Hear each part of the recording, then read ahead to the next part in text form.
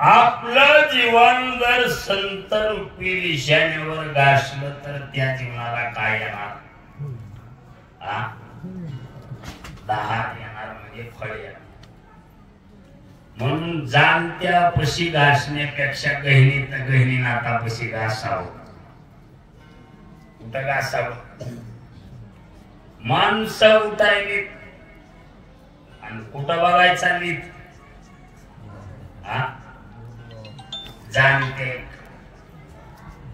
जाणत्याकडे घासून फळ येत नाही. गहिनी नातापशी घासल्यावर एका जनार्दनी पशी जरा घासलं तर इच्छा शिल्लक राहील. एका जनार्दनी संत पूर्ण करीती मनोरथ. पण जाणत्यापाशी जर गाशीत बसला तर त्याला काही फायदा होणार? कारण जाणता बघताना हात बघतो. जाणता काय बघतो? हात बघतो. आणि लिहिलंय कुठं?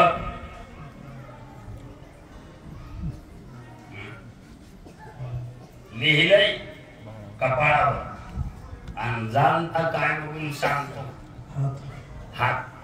म्हणजे बघणारा मूर्ख का दाखविणारा? ज्ञानवर असा. जे कालल्लाटीचे लिहिले न मोडेगा काही केले. काळे गोरे पण धोतले फिटवणे.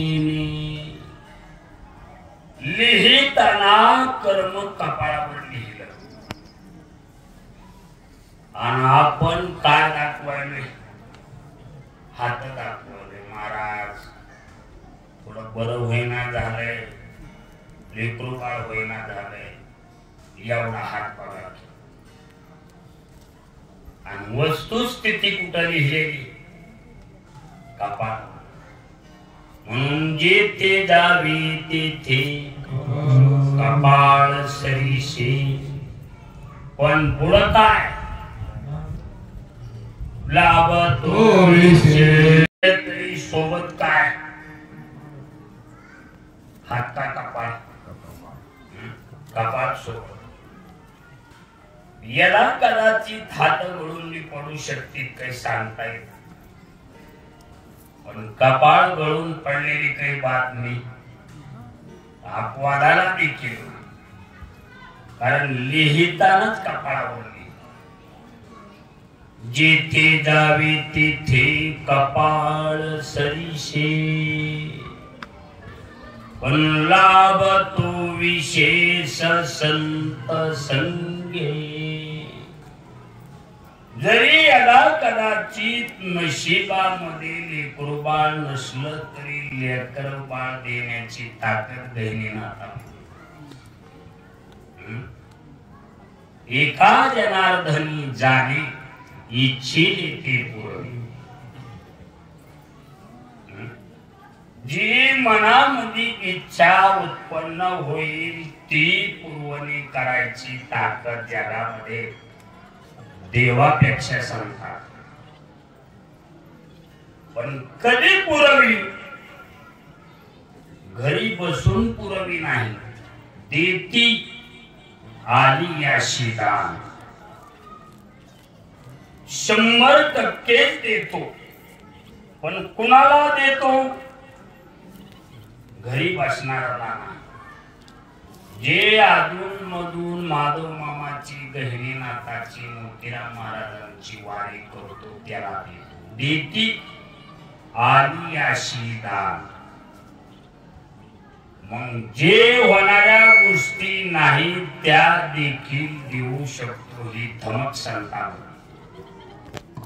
म्हणून इतर ठिकाणी गाशीत बसण्यापेक्षा असल्या ठिकाणावर गाशीत बसावे. 10-5 रुपये दिलेले पुरवतात. फक्त 3 जणांच्या हातावर. अर्जुन सुखाचार्य आणि ज्ञानवर. ज्याचे हात गुडघ्याच्या खाली उतरतात त्याला आजानुभव म्हणतात. काय म्हणतात? आजानुभव. त्यांच्या हातावर हस्तरेषा असते. मग ज्यांचे हात गुडघ्याच्या वर आहेत त्यांच्या कपाळावर असते. म्हणून कीर्तन झाल्यावर प्रत्येकानं मोजून बघायचे आपले हात कुठवर आहेत. म्हणजे याचा अर्थ नशिबात नसलं तरीही देण्याची धमक फक्त जगामध्ये सांगतात.